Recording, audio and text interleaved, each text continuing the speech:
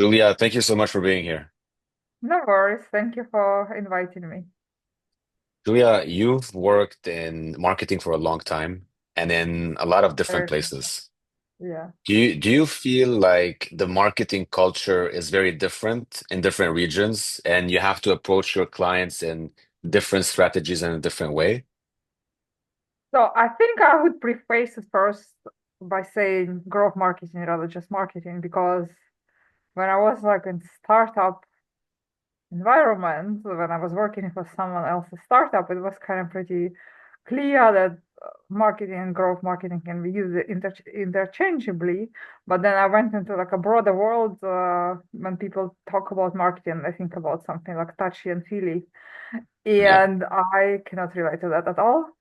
So what I do is specifically growth marketing, which is, the actions taken by individual, a group of individuals to make the company achieve their financial outcomes, which is in most cases growth, right? So that's the thing. So, And so- yeah, yeah, so let's elaborate on that. So explain to us a bit deeper, like how does growth marketing impact a company? And how do you come in? Do you say there's a better way of doing things? This is how it should be done. Like, how does your so approach growth work? marketing, let's say, yeah, there's like actions taken by, person who does growth marketing to grow the company essentially, right? And that's why it's kind of hybrid between user acquisition, user retention, finance, and product. So then, before, like back then, like I was a big proponent of performance marketing, but now I took like 180 degrees on that, and I'm a big proponent of brand marketing. But um, what that didn't change is that need and desire to measure the impact. So you cannot really do something, run a campaign and say, oh, whatever, and or just pick up some pie in the sky metric like I don't know impressions Yeah. and like run with it. So it gives me like all possible pains when somebody tries to run with that, and therefore, yeah. Yeah. But so what you're saying is that there's a lot of people that are in marketing, maybe even growth marketing, that are giving very vague, very unpractical advice, and it's very difficult to see the real impact on a company. Especially nowadays, people are putting AI in their companies left and right, but it's not tangible, and the companies don't really feel the difference in many cases. How do you feel that your approach is different for the customer so that they can really measure the I impact think of you what you're doing? like whatever you do, you should be able to measure the impact, right? Whether directly or indirectly. What I personally do, right, where you can whether you can rely on certain attribution tools or not, there should always be a correlation between the action and the outcomes, right? And like so some sort of statistical analysis always come into play. And it doesn't have to be like you see the impact tomorrow, but you'll have to be able to see it in like a foreseeable future. And that's, I think, like a paramount. And everybody should use it. Like whoever says they do marketing, they should, apply this framework to whatever they do. And when you work with your clients, is it a long duration or is it usually a few weeks, a few months? It very much depends on what they're after. Me and my capacity as advisor, it can be anything from just 1 hour to multiple years. Yeah, and same applies to like a marketed network of consultants who are being deployed on various projects. So, And so what are the most common services that people are looking for nowadays? so right now, I think like we're still lagging behind because most requested services is online marketing, PPC, paid socials, all the ads. So, and I think like all the companies should look a little bit further because this is like industry in its maturity and slowly but surely companies should transition. I'm not saying completely get rid of those, but change the approach. But that's still like I think we're kind of lagging behind in the expectations and avenues to achieve our outcomes. And do you feel like the region is, as a whole, is behind, like where you operate is behind compared to other regions in the world in terms of marketing? So I'm not like a region specific, although I'm based in Dubai myself, right? I'm very, very globalist. Like I am who I am. I lived and work in like 8 countries, and I'm carrying this Okay. baggage. I'm carrying this baggage with me. So same, yeah. And that's very interesting, Julia. So do you see the same issues no matter where you go, or is it really country I think specific? it's like it's very tricky. It depends on like maturity of the industry, like the like how large is the user segment you are trying to reach, how like complicated your product is, how much your users are responsive to like direct response advertising type of thing, how much retention is embedded in your product. So it's very, very like, I feel like if you talk about this region in particular, people are very like, they're afraid of data. Like when you start bringing up numbers and data, and they're like, think you're talking something. Mhm. Like They they're have afraid to like, share their data, or they're they afraid of like, either get bored immediately, or they're just scared. They're not ready to see. Maybe yeah, so. It's yeah. like, But you've been running your company for over 7 years now. yes, but it's S- been a journey. I'm surprised myself. Yeah. Yeah. So what has been the most challenging part of owning your own business? Well, I don't see it like in this way, like challenging. It's kind of like I cannot A/B test it, right? That's why like I don't have a comparison. Would it have been more challenging or less challenging to be employed? Would it have been, you know, more challenging and less challenging? Like a lot of people like to complain. They say like, "Oh, entrepreneurship is hard." I mean, I just don't like that. It is what it is, and I don't have any frame of reference how it would have been otherwise if I done something else. So that's why I'm just keeping it positive no matter what. Nothing is challenging. Like every challenge is an opportunity. Just run with it. Just roll. And that's an interesting way to look at it. So what about like the general market competition? There's so many marketing agencies everywhere in the world. So how do you think you differentiate yourself? Like I don't see myself as an agency by like because like yes, if I myself as an advisor, right, it's one thing. But if you're talking about like unmarketed, so the problem with agency, and actually I've been debating launching an agency, back then. And if you're familiar with like principal agent paradox, like Naval Ravikant talks about like very much a lot about it. So the problem of this problem is that a person who sells you and a person who delivers, they have misaligned objectives, and therefore the results they deliver like suboptimal. Unless it's an agency of like one or two people, right? But then we're talking about freelancers who are like not my competition but my supply. Mm. So that's why, and also like, this is like theoretical approach, and I can give you like a lot of anecdotal evidence where you have like a superstar freelancer who thinks they just got it all figured out and they got lazy and they try to hire someone from Upwork and they go sell and they put this guy from Upwork for $20 an hour to do the work, and it all like downhill from there. Like the number of people I stopped working with is just countless. So this is just above downhill. So that's why I believe in, building relationship with my supply, similar with my demand, and like being very transparent about pricing. I'm very like transparent so that my commission, depending on the project, what I'm getting, what the freelancer is getting, what the client is getting. I'm always insistent on agreeing on certain KPIs and certain deliverables for both parties, so that no one is overworked and no one is, misled. So that's what I do. And I don't think agency do that. Yeah, there are obviously a lot of, it's pretty fragmented uh, space, but I believe it's if a growing opportunity, and I don't see myself as you know high growth 30% month over month startup. I'm a small business, and I maintain to be the same, just focusing on quality rather than quantity, and that's my value proposition. What about your brand, your personal brand? I mean, you're a growing voice. You have a significant amount of followers. So do you feel like this helps you reach more clients? Yeah, it's also like I don't position myself as an like influencer or content creator. Like I really optimize. Like I don't connect with everybody, and you never see me like in my own posts or putting like this bio at the end of the post, repost, connect with me, blah blah blah. So Yeah. I really don't like this salesy, approach to the things. I just like if I'm passionate about topic, I try to educate myself about the topic.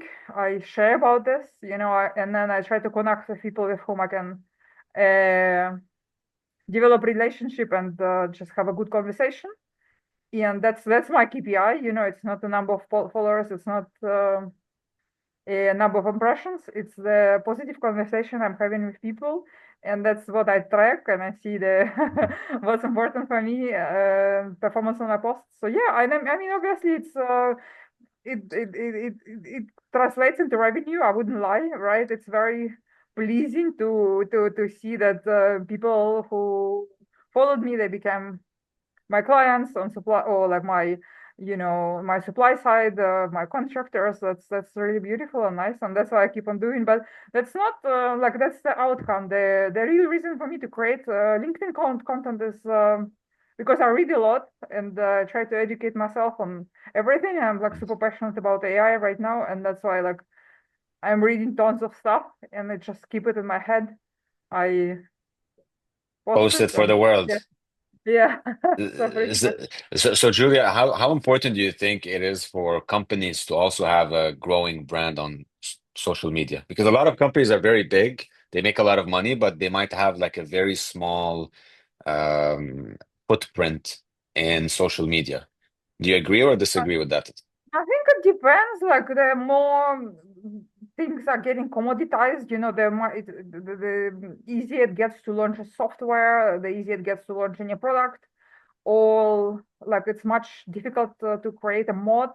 So the brand is your moat, right? So that's why I think everybody should do it.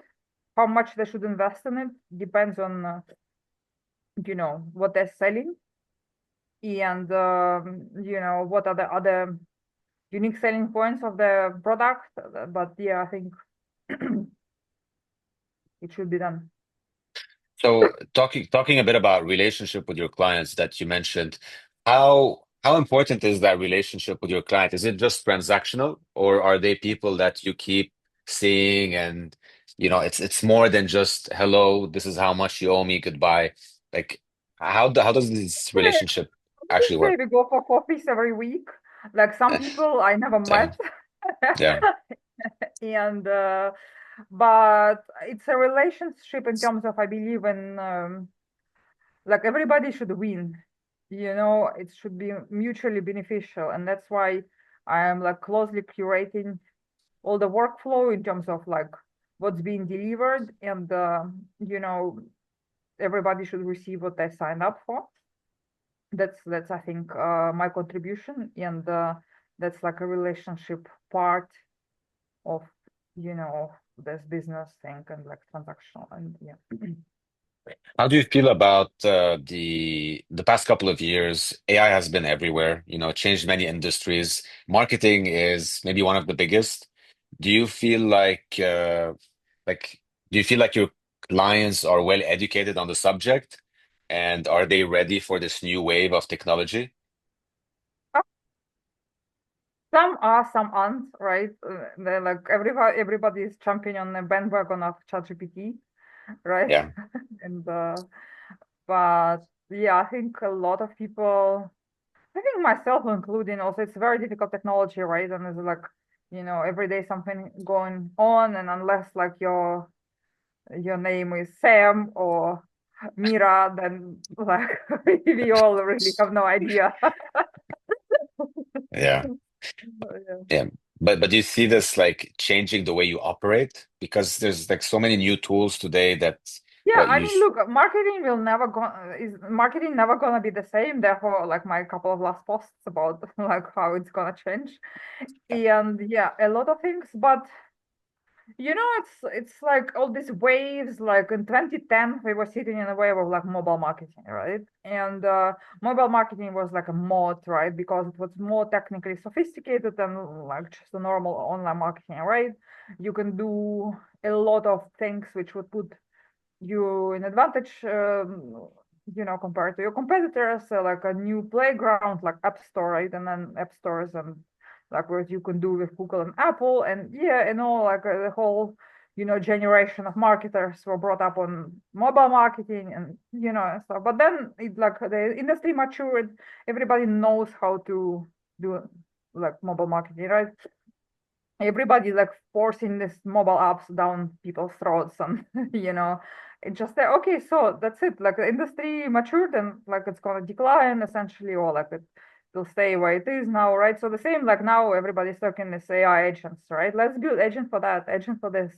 So before you can do like, so now it's like early stage, and but people like who interested, they're learning, they're doing, they're automating some of their workflows, you know they're seeing how that's like Y Combinator, they put a newsletter yesterday or like a couple of days ago that they're looking for like a full stack AI company, right? So, and the example they gave is like try to compete with like if you think a lot of law work can be automated with AI, why don't you build like a law firm, right? So, and like I'm trying to wrap around my head about building full stack AI user acquisition slash user retention slash sales company, right? I wouldn't say marketing because a lot of things like top of the funnel marketing is pretty tricky to automate as of time we speak right now. Maybe we'll see tomorrow. But yeah, I mean like sales development, and I think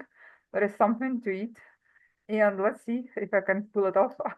um, Yeah, I mean, you're right about all these changes. So my question to you is, how do you stay up to date? Is it just on LinkedIn? Do you like read articles? How do you know what's going on with while minimizing the time spent on social media? How do you manage that?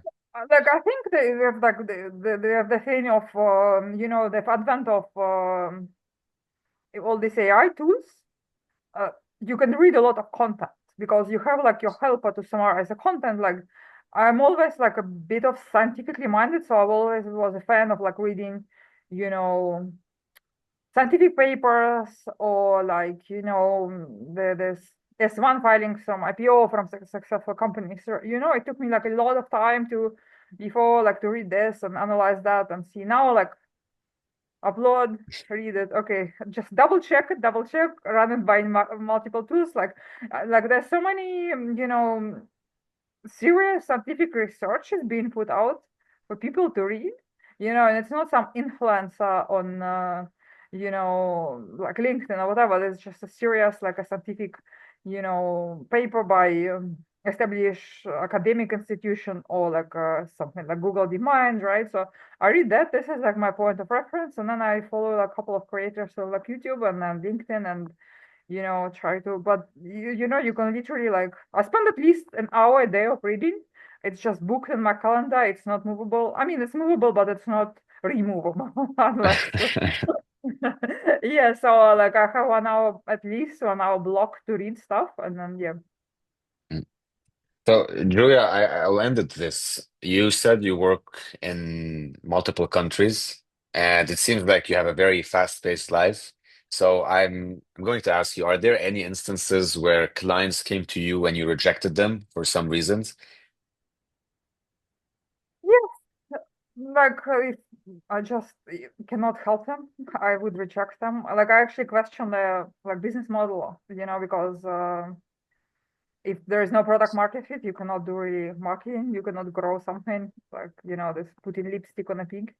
Let's say. If I come to you and my company, has no vision, has nothing, but I'm like, yes, I'm willing to pay you to help me, how would you audit my seriousness and like if it's even feasible? Look, a product market fit is the most important thing. I look first, and that's like, like your users are your biggest vision. And so do you have sales? Do you have returning sales? Do you have referral sales? So like three most important parameters, right? And then like, yeah. If you don't see it, you don't go for it.